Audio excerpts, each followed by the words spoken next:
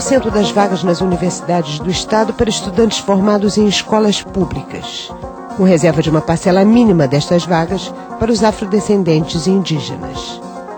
E aumento do número de bolsas de estudo para alunos com este perfil nas universidades privadas.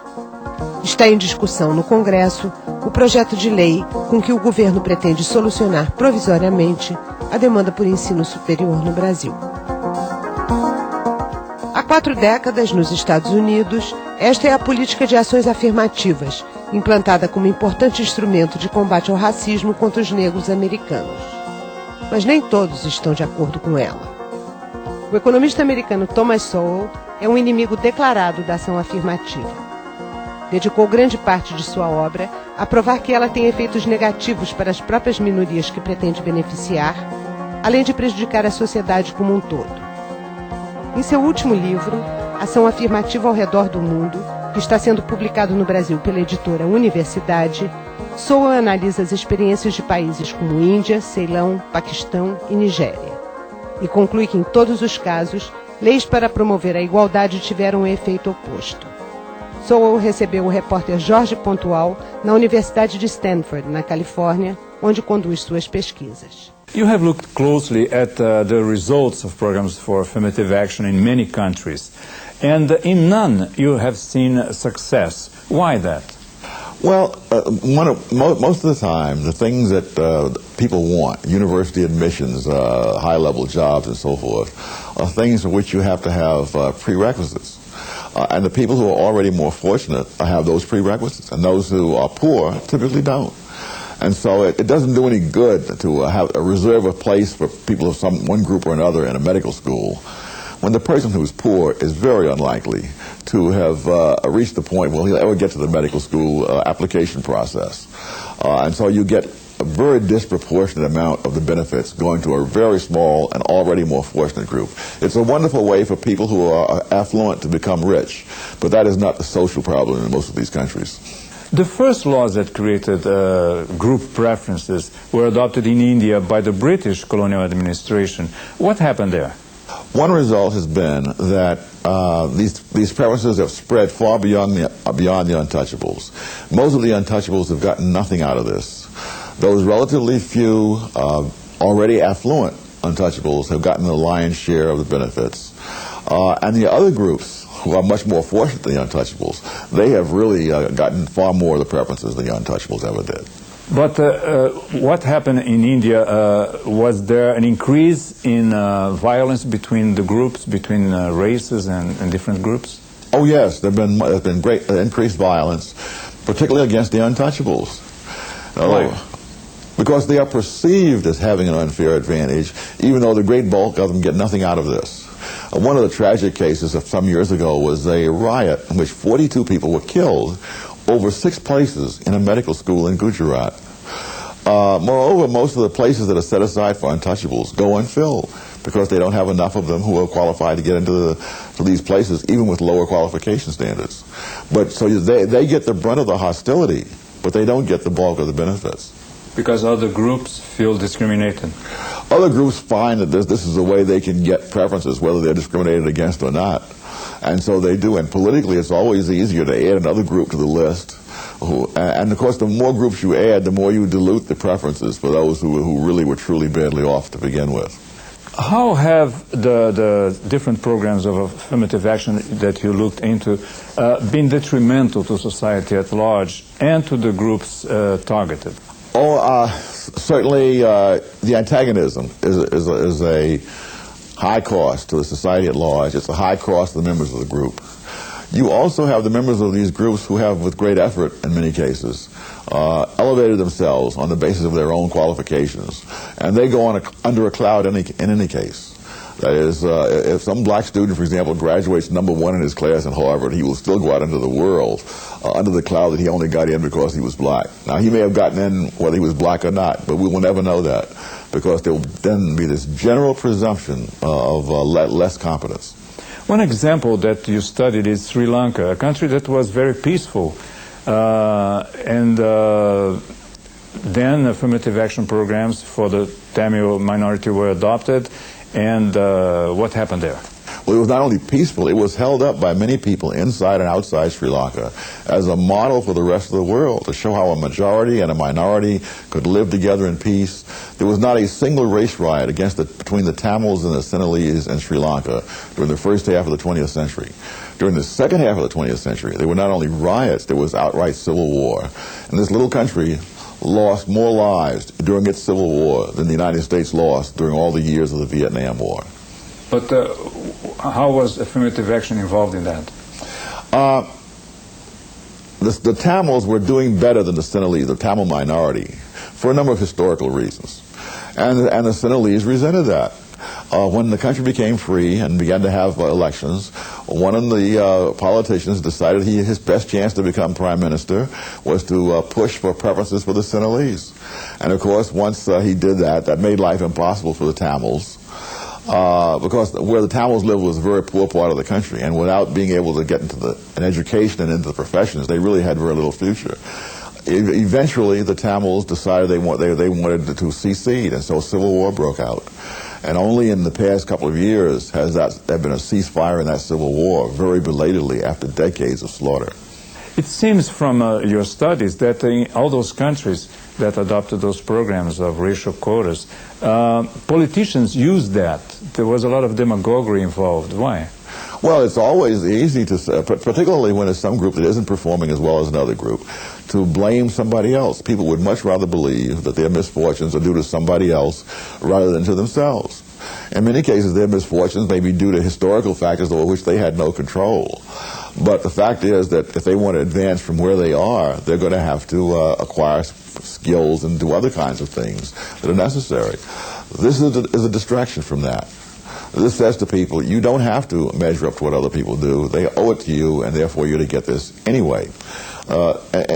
It's a double-edged thing, because not only do they usually not get very much out of it all, the slackening of their own efforts probably does them more harm than any benefits they're going to be given by the government. The advocates of affirmative action claim that it has been one of the main factors for the creation of a black middle class in the U.S. Is that true? No. The easiest way to look at that is that the black middle class existed before affirmative action existed. It has not grown faster under affirmative action. In fact, if you go back to the Civil Rights Act of 1964, the number of blacks rising into professional and other high-level occupations was greater in the 5 years prior to that legislation than in the 5 years following that legislation. So the black middle class grew primarily out of the black colleges where there was no affirmative action.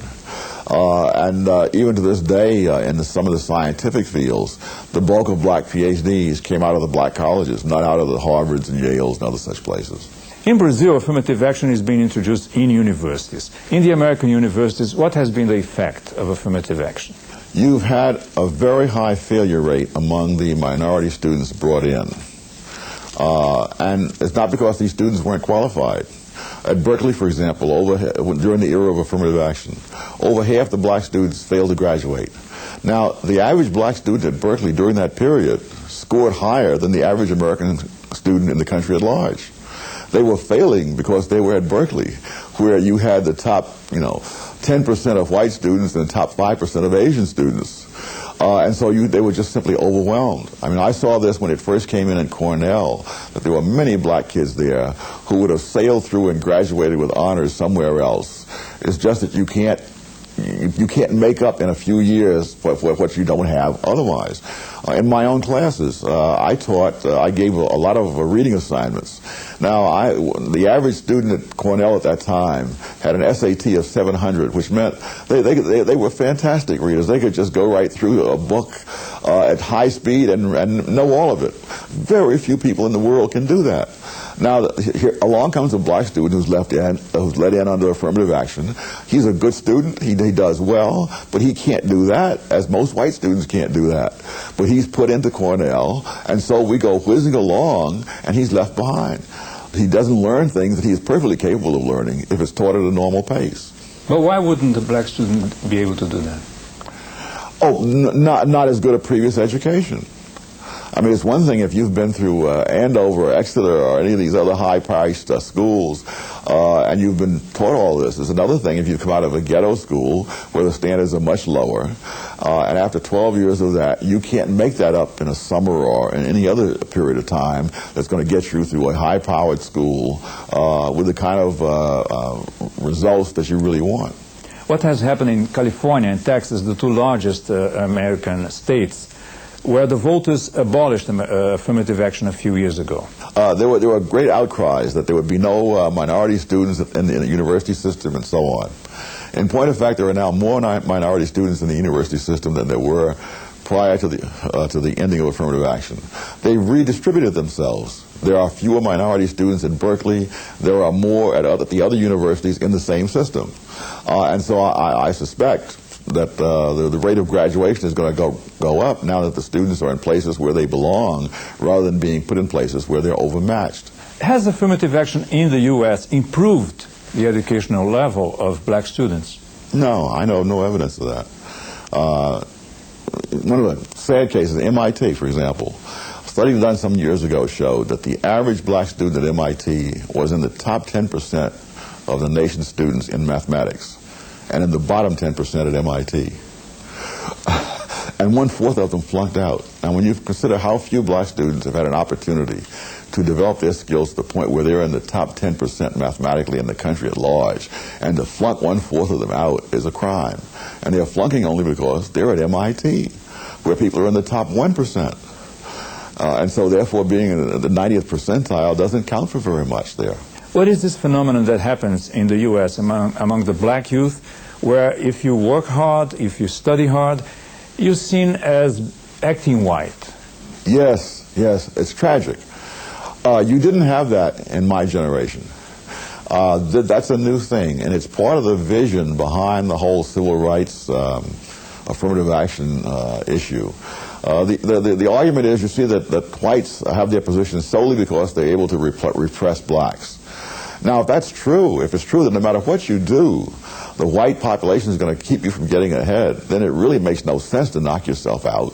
It makes no sense to study hard. And the people who do that are regarded as being dupes, if not traitors.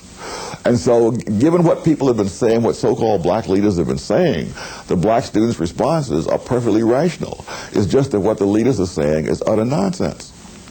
Many of the leaders themselves are now appalled at the consequences, but the consequences follow logically from what they themselves have been saying. Going back to your studies of several countries, you showed that even though those programs are not successful, they become entrenched. It's very difficult to get rid of them. Why? Because they're successful for some people, and they're successful for those who are more fortunate, who are typically better educated, more organized. And it's always easier for a politician to say yes than to say no. I mean, once they're in place, if you take them away, there are people who never got a thing out of those things who will resent your taking them away. People who have never gained anything and have no prospect of gaining anything will nevertheless resent it. And so therefore you don't say no. And some other group comes along and they come up with a reason why they should get these very same preferences. And you say, yeah, sure, why not? And so you expand, ever expanding over time. These programs are put in often with the notion that they're temporary. They are never temporary. They not only persist, they expand. Those who propose affirmative action, they argue that when you look at a specific sphere of activity and the proportion of the different races is not exactly the same as in society at large, it means there is discrimination. What do you think of that argument? It's utter nonsense. I spent 15 years researching racial and ethnic groups around the world. I couldn't find a single country anywhere where racial and ethnic groups are proportionally represented. In some cases, in many cases, in fact, there's some minority that is far more fortunate than the general majority. And yet they cannot have gotten where they are by discriminating against the majority because they don't have the power to do that. You can look at the Chinese in Malaysia or Indonesia, the Tamils in Sri Lanka, the Igbos in northern Nigeria, the Germans in Sao Paulo. All these groups had no power to discriminate against other people. They came in and they simply outperformed them for a number of historical reasons. When you think of all the factors that go into economic success or anything else, any other kind of achievement, it would be incredible if they balanced out the same for all groups. I mean, if you just look at people who live on different sides of a mountain range, on one side of the mountain range you may get 10 times the water you get on the other side. There's no way you can grow the same crops in both places. In a broader sense, racial and group preferences, they represent a form of social engineering. You've written that social engineering like that has been a quiet way of undoing the American Revolution. Why? Is it anti-democratic? Oh, yes, it's that.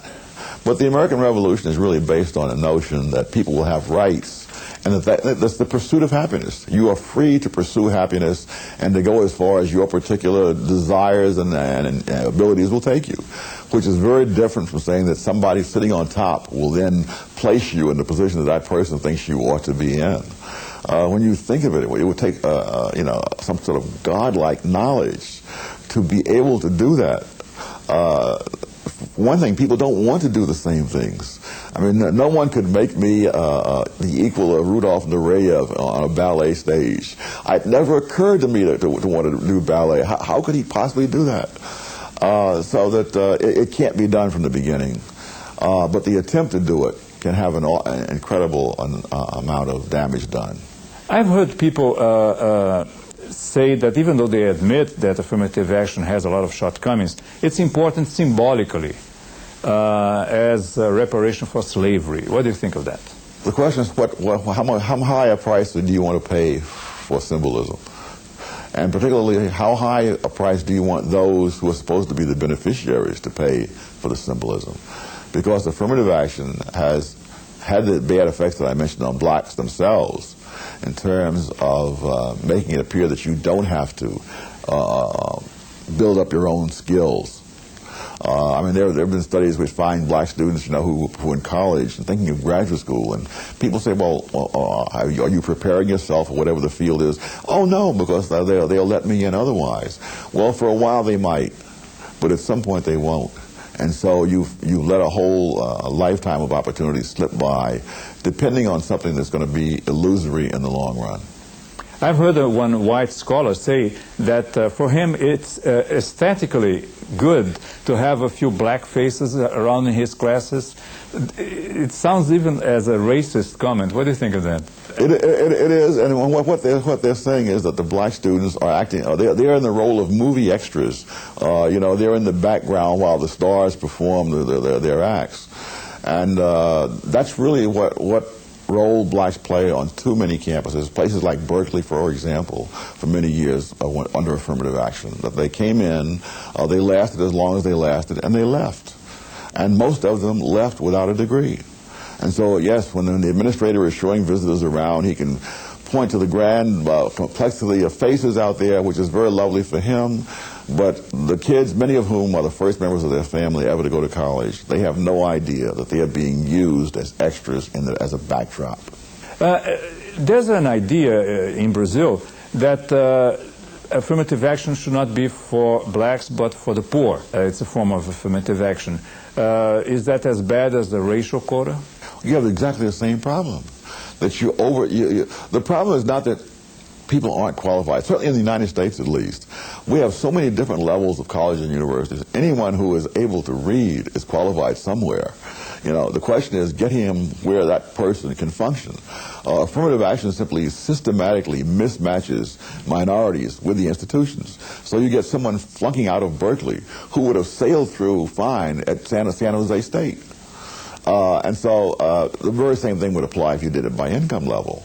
That you would take some person because he has a low income and you'd put him someplace where the standards are beyond what his preparation qualifies him for. And he's going to have a terrible struggle, at the end of which he's probably going to lose.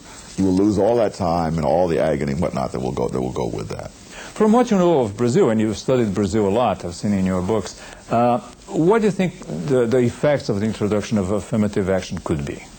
Oh, I suspect very much what they've been for other groups in other countries. One, you get more polarization. Those blacks who are more fortunate will undoubtedly do much better as a result. You'll get the son of the black doctor will get into medical school ahead of the son of the white doctor. But the problem with blacks is not the problem of finding jobs for the sons of black doctors. They're going to do all right anyway. It's the people who are much further down the ladder. Those are the people who need, first of all, you need to have education of a decent quality at a much earlier age. You cannot give an inferior education for 12 years and then give someone preferential admission to a university just so they can go there and fail. Almost all these programs focus on things that the elite would like to have: university admissions, professional jobs, government jobs, and so on.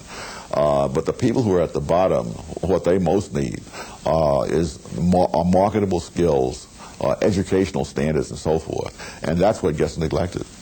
On a more personal note, what have been your experiences with racism? I saw in your book that you never took offense easily. You were really fighting those racists, right? Oh, heavens, I hated Washington, D.C. when I first went there in 1950 because it was a segregated town. The only difference between Washington at that point and the Deep South was that blacks did not have to sit in the back of the buses. But other than that, even the most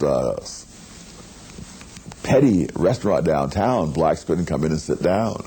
Blacks in some places could come in and stand up but not sit down, and so forth. So I really despised it. But what most people don't realize is that all of that was beginning to change even before the courts began to act. I remember when I was in the Marine Corps, I came to Washington in 1952, and my sister met me at Union Station there. And I said, "Where can we eat in this miserable town?" And she said, "We can eat right here in Union Station." I said, "You're kidding." And she said, "No." And so it was already beginning to unravel. The moral authority of racism was already undermined, and the political and judicial things followed in their wake. I remember going to a meeting of the American Economic Association in St. Louis in 1960. St. Louis at that time was a racially segregated town. Special arrangements were made that in the hotel where the convention was held, there would be none of that black and white economists could all go there fine. I go out walking, and I stop there, not thinking. I walk into a restaurant and sit down, and I see a big discussion back in the kitchen. And then it dawns on me, of course, they're wondering what is a black man doing here at this restaurant, for heaven's sake. But the waitress came out and sort of timidly asked what I wanted, and I said, "Oh, a glass of milk and a piece of pie." And that was the end of it. Now, 10 years earlier, I'd have been thrown out of there, you see. So it was already, the underpinnings were already being undermined. It reminds me of something that I've read about Brazil in the last days of slavery, that the moral support for it had so eroded away that slaves began walking off the plantations, secure that the public would not return them because there was just too much opposition to it in the country at large. And I think that was what was happening in the United States at that time. But nowadays, even though there's a lot of progress, there's still a lot of poverty, ingrained poverty among blacks. How do you see the situation now? A lot depends on what you call poverty. I mean, I consider myself something of an expert on poverty in that I grew up in it. And I don't see people in the ghettos today living the way I lived. I mean, when I was a little kid down south, I mean, to us, we didn't have hot and cold running water. Well, we didn't have electricity, stuff like that. And now I hear people complaining because the pizza people will not deliver in all the neighborhoods. And I think, my gosh, the very thought that someone would cook your food and bring it to your home, it would never have crossed our minds. And so I'm not sure how much poverty in that sense there is. I think there's a desperate effort to keep poverty alive by people who profit by it. Because I mean, it's people often complain about natural resources being exhausted and so on. Poverty is the natural resource of a whole class of political and community activist people, and to see the poverty eroding away in front of them is really must be very alarming to them. Thank you very much. Thank you. Very good.